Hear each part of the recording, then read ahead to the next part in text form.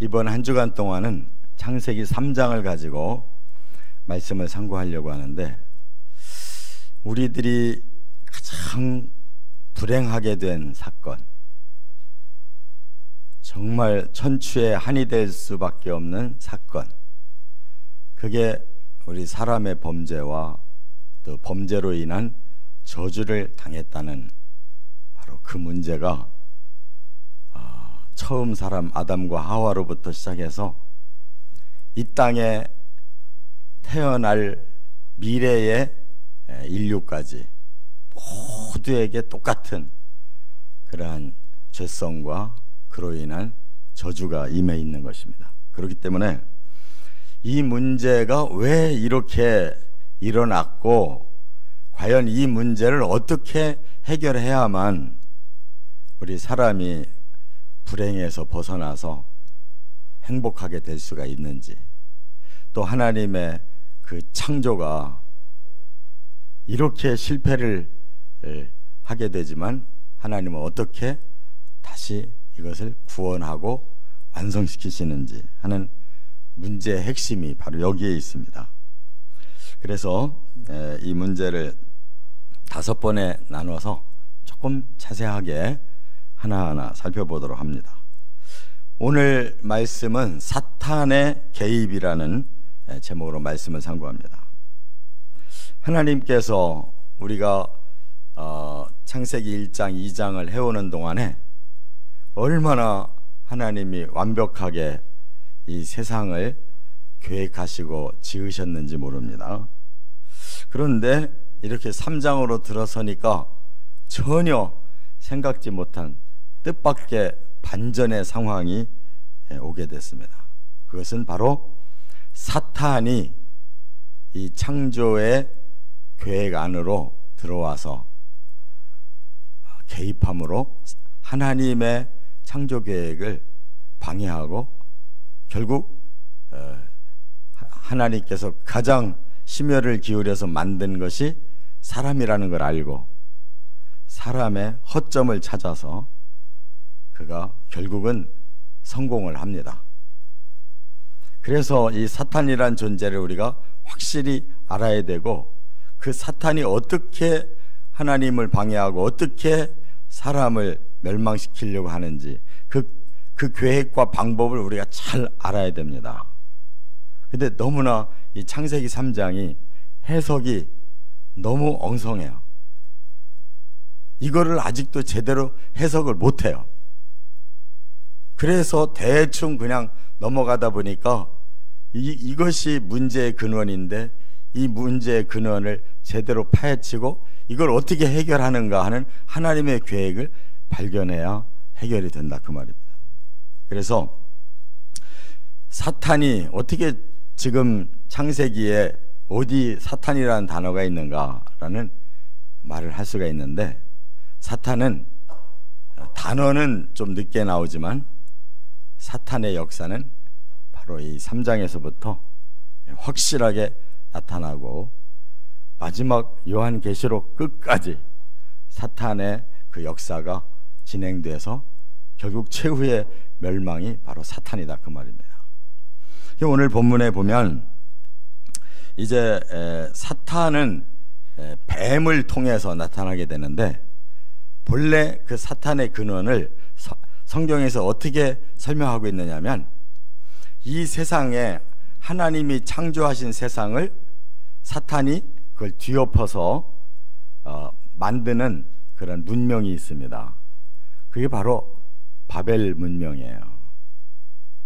그리고 나중에 인류가 점점 역사가 진행되면서 모든 사람들이 거기에 빠져버리는 그러한 우상이 있어요. 그게 바로 두로라고 하는 나라가 그 당시에 이 지중해를 완전히 장악하는 그러한 무역의, 그리고 또 화려한 물질의 그러한 상업으로 그 지역을 지배하던 때가 있었어요, 두로라는 나라가. 그래서 하나님께서 사탄의 특성을 바로 이 두 나라의 왕을 통해서 간접적으로 계시한 거예요. 예, 이 세계의 역사는 아주 강력한 악한 권세와 강력한 물질의 그러한 시험으로 사탄이 역사하고 있는 것입니다. 그래서 이 처음 사탄의 역사를 우리가 깨달을 수 있는 것은 바로 처음 인류의 문명, 이게 바벨이거든요. 이게 혼잡하다는 뜻이에요. 하나님의 질서를 완전히 파괴하고 사람을 아주 혼잡하게 만들고 이렇게 온 세계에서 이 사람들에게 가장 큰 시험을 주는 이 권력이 바로 처음 문명을 일으킨 자인데, 그게 바벨이고, 나중에 하나님의 선민 유다 나라를 멸망시킨 나라가 바로 그 자리에서 재응한 바벨론 나라예요. 그래서 바벨론 나라 안에서도 바로 유다를 철저하게 멸망시키고 성전까지 완전히 파괴시키고 그 백성을 다 끌고 가고 해서 하나님의 그 선민 나라를 완전히 멸망시켰던 나라가 바벨론의 느부갓네살이라는 왕이란 말이에요. 그렇기 때문에 이사야 14장에 가보면 바로 바벨론의 그 차후에 나타나서 이렇게 선민까지 멸하는 그 왕을 바로 사탄으로 지칭해서 쭉 설명을 하고 있어요. 그 사탄은 처음에는 너무나 높고 존귀하고 하나님을 가장 가까이에서 모신 천사장이에요. 그런데 너무 교만해져 가지고 그 권세가 너무 크고 너무 교만해지니까 하나님을 대적해서 그가 사탄으로 쫓겨나는 거예요. 에스겔서 28장에서는 두로라는 나라가 지중해를 장악하고 온 세계에 물건을 대주고 사람들로 하여금 물질에 완전히 빠지도록 이렇게 유혹한 그런 만몬의 왕이 거기에 있어요. 그래서 그 두로 왕에게 너는 그렇게 아름답고 사치가 극에 넘치더니 교만해져서 이렇게 타락했구나 하면서 그도 하나님 앞에 심판을 받고 땅에 떨어져서 멸망당할 것이다. 여기에서 특징이 뭐예요?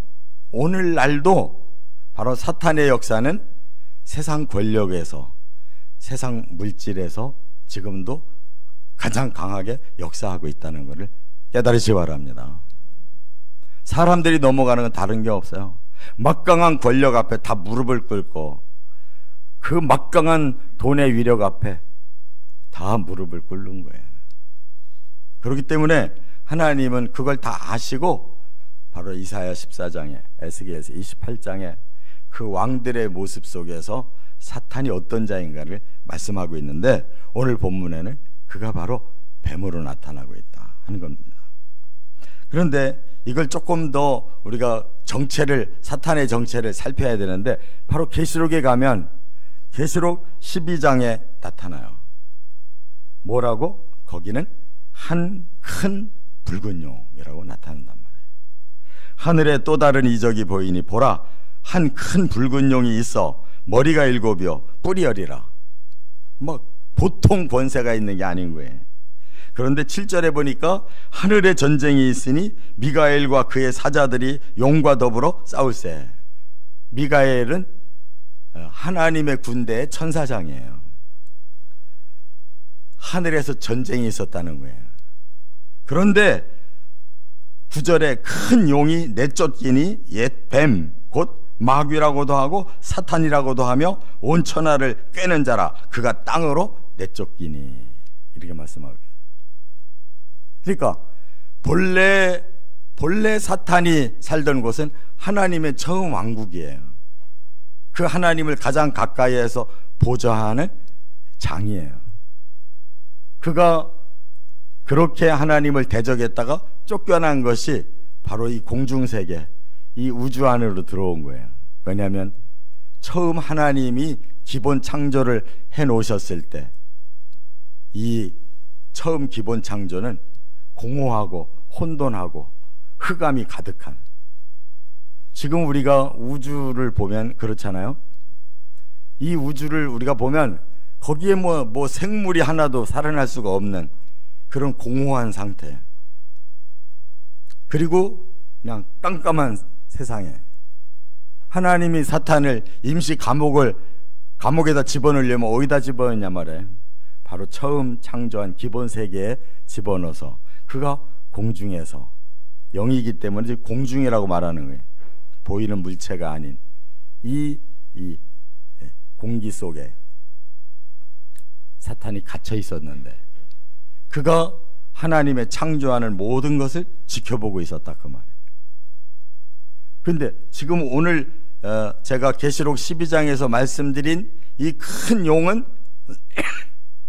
그야말로 사탄이 마지막 힘을 쏟는 권세 있는 사탄. 그가 하늘 세계에서 천사의 그 군대와 용의 군대가 싸워서 그들이 쫓겨서 이제 마지막 땅에 내려왔다. 그것이 7년 대환란의 시작인 거예요. 그러니까 에베소서에도 말씀했죠. 공중 권세를 잡고 있는 자가 바로 사탄이다.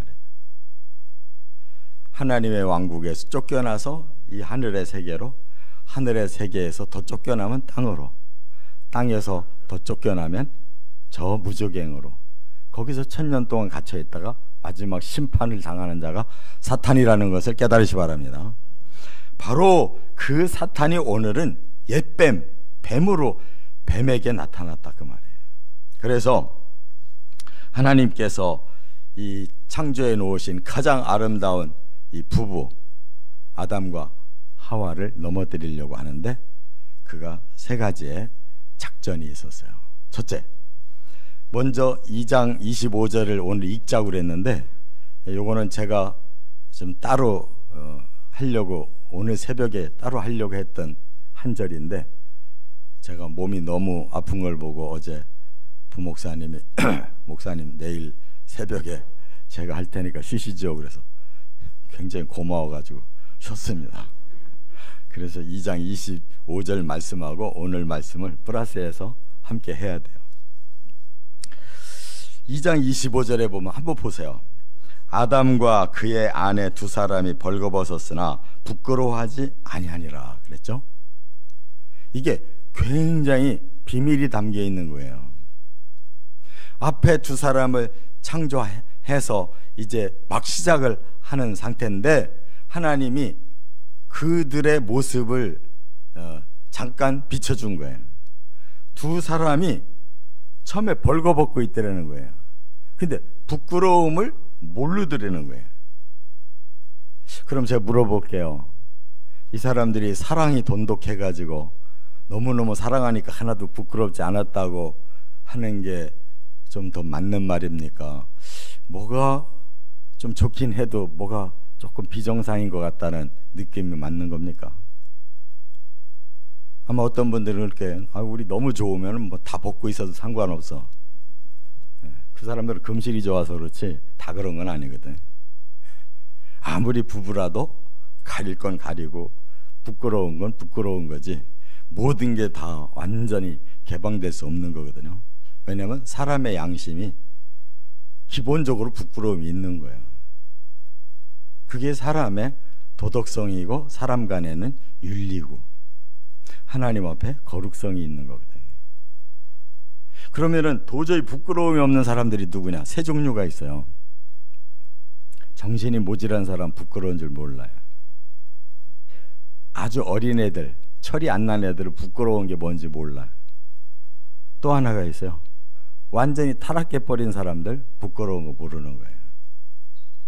그러니까 여기서 부끄러움이라는 것은 사람에게 있는 양심적인 도덕성을 말한 말이에요. 근데 모른다는 건 그럼 이 세 가지 중에 하나냐? 아니에요. 세 가지는 이성이 들어와서 이 선악에 대한 개념을 알고 나서부터 이제 그걸 판단할 수가 있는 거지. 아담과 하와는 제대로 창조가 아직 덜 된 상태이기 때문에 그 기능이 없어요. 부끄러울 수 있는 기준의 기능이 없어요. 뭘 먹어야 알아요? 선악을 알게 하는 나무의 열매를 먹어야 그 다음에 선악의 개념이 들어오는 거란 말이에요. 그래서 3장에 넘어가 보세요. 첫 단어가 뭐예요? 3장 1절에 첫 단어가 뭐예요? 그런데 그랬어요. 문제 제기를 하는 거란 말이에요. 이러한 상황에 있는데 사탄이 개입했다, 그런 뜻이에요. 그런데 사탄이 뱀으로 나타나서 하와에게 접근했다, 그 말이에요. 그래서 결국은 사탄은 뭐를 먹게 해요? 선악과를 먹게 하잖아요. 근데 앞에 하나님께서 2장에서 분명히 뭐라고 그랬어요? 먹지 마라 그래. 먹으면 반드시 죽는 거야. 그래서 그럼 이게 무슨 뜻이냐 말이에요. 하나님은 사람을 가장 귀하게 창조하기 위해서 제일 마지막에 창조하셨는데 몸을 창조하셨죠. 흙으로. 그 다음에 하나님이 생기를 불어넣으셔서 생명이 됐어요. 그러니까 영혼이 생겼단 말이에요. 그런데 지능이 얼마나 좋은지 몰라요. 짐승들의, 동물들의 이름을 다 져줄 정도로 좋아요. 그 다음에 하나님이 주신 기능에 의지도 좋아요. 왜? 이런 건 먹어라, 이런 건 먹지 말아라고 명령을 하는 걸 보면 의지가 있는 거란 말이에요. 근데 다만 한 가지가 아직 더 들어가야 되는데 그게 안 들어간 것이 선악을 알게 하는 것이에요. 그거 왜 그랬을까? 먼저 줘야 될 게 있기 때문에 그래요. 영생과를 먼저 주려고 그러는 거예요.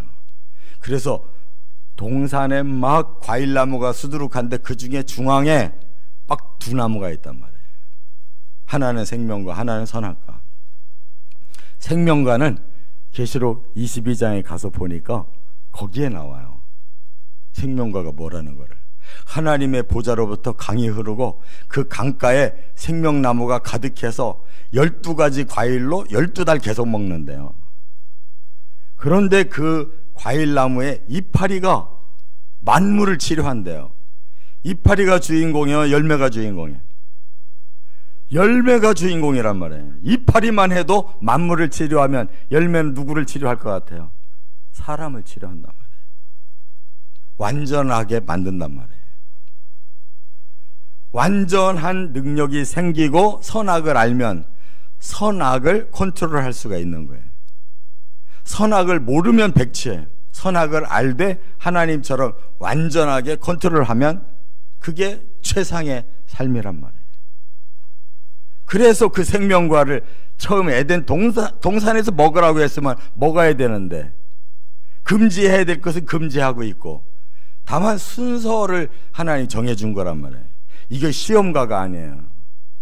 그렇게 되면 사탄에게 지는 거예요. 우리는. 하나님은 시험하는 분이 아니에요. 우리에게 질서대로 창조를 완성해가는 중이라는 것을 믿으시 바랍니다.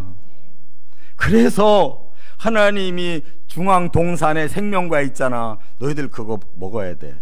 근데 그 옆에 있는 선악과는 금지야. 먹으면 안 돼. 우리가 아이들한테, 어린애들한테 이거저거 다 설명하고 말하질 않죠. 뭐 위험한 물건 잡으려고 그러면 애비! 하고 못 잡게 하잖아요. 그거와 똑같은 거예요. 아직 사람이 완전해지질 못해서 선악 구별을 먼저 알게 되면 선악의 욕구는 아는데 그걸 컨트롤하지 못하면 병나는 거란 말이에요. 깨달으시 바랍니다. 그렇기 때문에 우리 사람도 이 선악의 문제 때문에 괴로운 거예요. 능력은 없고 컨트롤할 능력은 없는데 선악에 대한 모든 욕구는 다 들어와서 선악에 살긴 살아야 되는 걸 아는데 그 강한 것은 악이 먼저 들어온단 말이에요. 왜? 사탄이 그걸 우리들에게 쏟아 부어주니까. 바로 문제의 근원은 여기 있는 거예요. 이거를 깨달아야 결국 해결이 된다는 거예요. 이게 바로 사람의 허점이라는 거예요. 지금 우리들에게도 사탄은 뭘 가지고 들어옵니까? 우리들이 뭐가 허점이 있는가를 잘 알아요. 돈 밝히는 사람 돈으로 반드시 들어오는 거야. 성을 밝히는 사람 성으로 반드시 들어오는 거야. 분노 조절 못하는 사람 분노로 반드시 들어온다고. 깨달으시 바랍니다. 사탄은 우리 약점, 허점이 뭔가를 잘 알아서 그 사람이 약한 부분을 가지고 바로 흔들어 버려요. 평소에 늘 돈으로 껄껄껄껄 하는 사람은 돈으로 금방 넘어뜨릴 수가 있다고. 막 그냥 분노 조절을 못 해가지고 막 우왕좌왕하는 사람 반드시 그걸로 결국은 문제 일으키는 거예요. 그리고 마음이 옹졸해서 좁아 터진 사람들, 그 사람은 그걸로 결국은 사고와 사건을 저지르고 마는 거예요. 이해력이 없습니다. 바로 우리들에게 이 선악의 문제가 제대로 컨트롤되지 않으면 그것 때문에 망한다는 걸 깨달아야 되는 거예요. 그래서 계시록 22장 2절에 우리가 정말 소원하는 거는 바로 12가지 과일을 12달 주시는 이 생명나무 과일을 먹는 것이 우리의 최대 소원이고, 그날이 우리가 완전해지고 행복해지는 디데이라는 거 믿으시 바랍니다. 천국에 들어가서 영생과 먹기 전까지는 그 누구도 자신할 수가 없어요. 그래서 1000년 동안 무저갱이에 들어있던 사탄이 다시 나와서 1000년 왕국을 살았던 백성들에게 다시 나타날 때 바닷가의 모래처럼 많은 자들이 시험에 들었다는 거예요. 천국이 그렇게 쉬운 게 아니에요. 우리가 거기까지도 미리 알고 있으라고 계시록 말씀을 주신 거예요.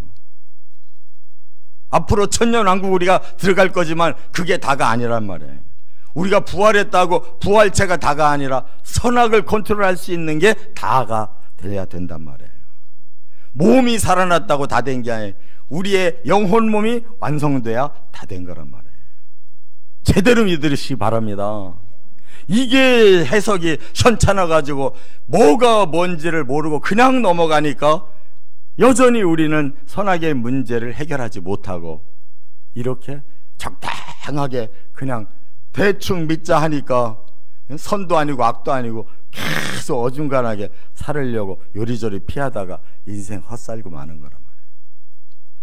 두 번째, 3장 1절 하반절부터 3절까지 보면 사탄은 간교한 자라는 거예요. 우리를 얼마든지 넘어뜨릴 수 있는 기가 막힌 그런 간교한 힘이 있다는 거예요.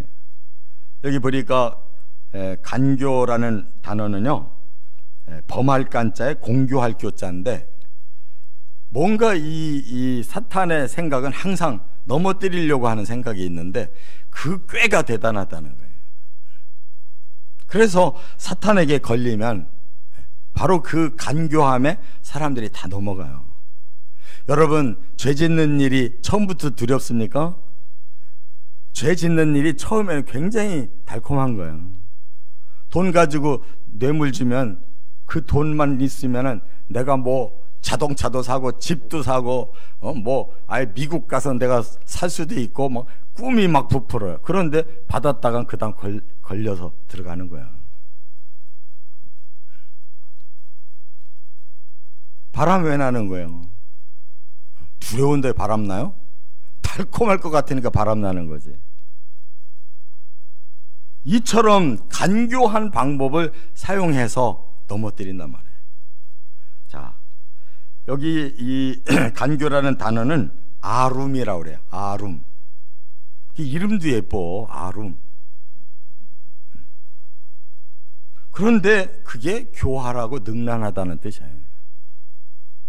사람들이 다 교활하고 능란한데 얼마나 많이 빠지냐고. 그리고 아까 그랬죠? 계시록 12장 9절에 옛뱀 곧 사탄이라고 그랬어요. 그 뱀에게 나타난 자가 사탄이었다는 거예요. 그래서 여자에게 작업을 걸어요. 왜 그랬을까요? 이것도 비밀이에요. 앞에 2장에 가면 아담이 먼저 만들어지고 그 다음에 에덴 동산이 만들어지고, 그렇죠? 그리고 동물들도 지어서 주셨어요. 그런데 아담이 마음이 행복하지 않은 거예요. 그래서 다시 만들어준 것이 하와란 말이에요. 그런데 에덴 동산을 주시면서 생명과 먹고 선악과는 금지의 말씀을 했는데 하와가 들었어요, 못 들었어요? 나중에 나왔답니까? 그러니까 남편이 교육은 시켜준 것 같아. 근데 교육이 제대로 안 돼가지고 뭐라고 대답해요? 사탄이 이렇게 물어보거든요. 유도 질문을 해요. 그래서 뱀이 여자에게 물어 이르되 하나님이 참으로 너희에게 동산 모든 나무의 열매를 먹지 말라 하시더냐, 이렇게 말한단 말이에요. 동산 모든 나무를 먹지 말라 했냐, 그러니까 바로 하와의 순진한 하와는 대답이 뭐예요? 선악과를 먹지 말라고 했다라고 대답할 수밖에 없잖아요. 이 유도 질문이라는 거예요. 그러니까 유도 질문에 빠지는데 뭐라고 그래요? 그 하와가 뭐라고 그래요? 바로 그 대답이 정확하지를 못한 걸 보니까 교육이 덜 된 거예요. 그래서 이처럼 우리 사람들이 뭐가 부족한가를 사탄이 잘 알고 그 부족한 사람에게 먼저 달라드는 거예요. 제대로 아는 아담에게 말했다가는 안 통할 수가 있으니까 제대로 모르는 사람한테, 신앙이 확실한 사람한테 달라들으면 소용없어요. 신앙이 반쯤 갖춰진 사람한테 달라들어야 왔다 갔다 하게 되는 거란 말이에요. 그래서 여자가 뭐라고 대답해요? 동산 중앙에 있는 나무의 열매는 하나님의 말씀에 너희는 먹지도 말고 만지지도 말라. 또 죽을까 하노라, 이렇게 대답하잖아요. 이게 이 두 가지가 다 어설픈 거예요. 앞에서 하나님이 분명히 뭐라고 그랬냐, 먹지 말라 그랬어요. 먹지 말라 그랬지, 어찌 먹지도 말고 만지지도 말라고 어디 그랬냐고. 근데 요 여자가 머리가 자기가 아주 좋은 여자라는 거를 스스로 좀 밝히고 싶었나 봐요. 먹지도 말고 만지지도 말라고 막 그냥 어떻게 그렇게 침도 안 바르고 거짓말을 하는지 몰라요. 그러고서 또 하나는 뭐라고 했어요? 반드시 죽는다고 그랬는데 죽을지도 몰라라고 말을 한단 말이에요. 여기 허점이 있는 거예요. 죽을지도 몰라 그러면 혹시 안 죽을지도 몰라, 이런 얘기가 거기 깔려 있는 거예요. 그러니까 내가 먹을 수도 있다는 거를 어느 정도 비추고 있는 거란 말이에요. 이게 바로 심각한 문제예요. 먹지만 말아야 되는 건데 만지지도 말라고 왜 강조하냐고. 그래서 마지막 계시록의 마지막에 뭐라고 그랬어요? 너희는 내가 준 말씀에다가 덧붙이지도 말고 빼지도 마라 그랬잖아요. 요 하와를 생각해서 하신 것 같아. 이 여자가 하도 그냥 큰 문제를 일으켜놔가지고 막 신신당부하느라고 너희들은 말씀에다 붙이지 말고 빼지도 말으라고 하신 것 같아. 농담 같아도 진담이잖아요. 이게 얼마나 중요한 문제인데. 자, 그 다음에 이 간교에 넘어갔죠. 그 다음에 세 번째로 4절과 5절에 보면 뭐에 넘어가느냐, 사탄을 거짓으로 유혹한다는 거예요. 그러니까 진리를 가지고 있는 사람은 절대 넘어가지 않는데, 진리를 모르는 사람은 가짜를 말을 해도 그게 진짜인지 가짜인지를 구별할 수가 없기 때문에 넘어가는 거란 말이에요. 예수님이 내가 곧 길이요 진리요 생명이다 그러죠. 그 길로만 가면 되는데 제대로 진리를 모르면은 그냥 가짜로 넘어가는 거예요. 생명을 모르면은 죽음을 향해 간단 말이에요. 자, 그래서 사탄이 뭐라고 말해요? 결코 죽지 않는다. 그냥 눈이 확 떴을 거예요. 결코 죽지 않는다. 하나님은 반드시 죽는다 그랬는데, 남편한테 들었는데 오늘 그거 가짜 말이구나. 응? 저 뱀이 말하기를 결코 안 죽어. 이렇게 지금 완전히 180도 뒤집어 버렸어요. 그러고 그 이유를 뭐라고 말씀했냐면 5절에 너희가 그것을 먹는 날에는 너희 눈이 밝아져 하나님같이 되어 선악을 알 줄 하나님이 아심이니라. 그 말은 뭐예요? 선악과를 먹으면 하나님처럼 눈이 밝아지는 거야. 그래서 너희를 하나님이 못 먹게 하는 거야. 그러면 뭐가 되는 거야? 하나님이 아주 짜잘한 하나님이 되는 거야. 나만 알아야 되는데 너희들까지도 눈이 밝아서 모든 걸 알면 나랑 똑같아지면 안 돼. 너희들은 그냥 내 밑에 있어야 돼. 이렇게 지금 사탄이 표현하고 있는 거란 말이에요. 하나님이 너희들을 시기 질투할까봐 못 먹게 하는 거야. 이게 얼마나 거짓말이고 가짜냐고. 지금도 똑같아요. 사탄이 사람들을 넘어가게 할 때는 진리와 비슷한데 아닌 거를 얘기한단 말이에요. 그러면 그럴 수 있어, 그럴 수 있어 하고 다 품다 보면은 완전히 거짓말에 속아 넘어 들어가는 거란 말이에요. 이게 우리들의 문제라는 거를 깨달아야 될 줄 믿습니다. 그래서 결국은 우리가 하나님 앞에 말만 잘 들으면, 생명과를 먹으면 완성의 힘이 생겨서, 그 다음 선악을 알면 선이 얼마나 아름다우며 악이 얼마나 더러운가를 알고 악을 철저하게 눌러버리고 선만 행할 때 그게 천국 생활이란 말이에요. 안 그렇습니까? 악이 있어야 선이 되는 거예요. 아시죠? 항상 선만 있으면 악이 뭔지를 모르고 항상 악만 있으면 선이 뭔지를 모르기 때문에 두 가지를 함께 주시는 거예요. 그런데 악은 불행을 주니까 행하지 말고 선은 우리를 행복하게 하니까 행하는 거란 말이에요. 그 컨트롤 할 수 있는 힘만 있으면 되는 거란 말이에요. 그래서 우리 예수님은 우리를 구원하려고 바로 이렇게 하시는 거란 말이에요. 진리를 가르쳐주면 진리가 우리를 구원하는 거예요. 그렇죠? 선악을 분별할 수 있는 그런 힘을, 복음과 성령을 주셔서 우리가 성숙해지면 바로 구원을 받는 거라 그 말이에요. 사탄을 우리가 거부하고 하나님 뜻만 받아들이면 구원받는 거예요. 그게 복음인 줄 믿습니다. 복음은 여기에서 다 나와 있어요. 이미 결론이 나와 있단 말이에요. 복음만 진리예요. 그래서 예수 그리스도가 그 십자가를 통해서 우리에게 진짜 구원의 복음을 주셨잖아요. 이 세상에 누가 남을 위해서 대신 희생하는 자가 어디 있어요? 그게 사랑이거든. 그 사랑을 진짜 주신 분은 하나님밖에 없는 거예요. 저와 여러분이 이 문제 반드시 해결하시고 바로 구원의 진리를 깨닫고 꼭 승리하시길 주의 이름으로 축원합니다. 축원합니다.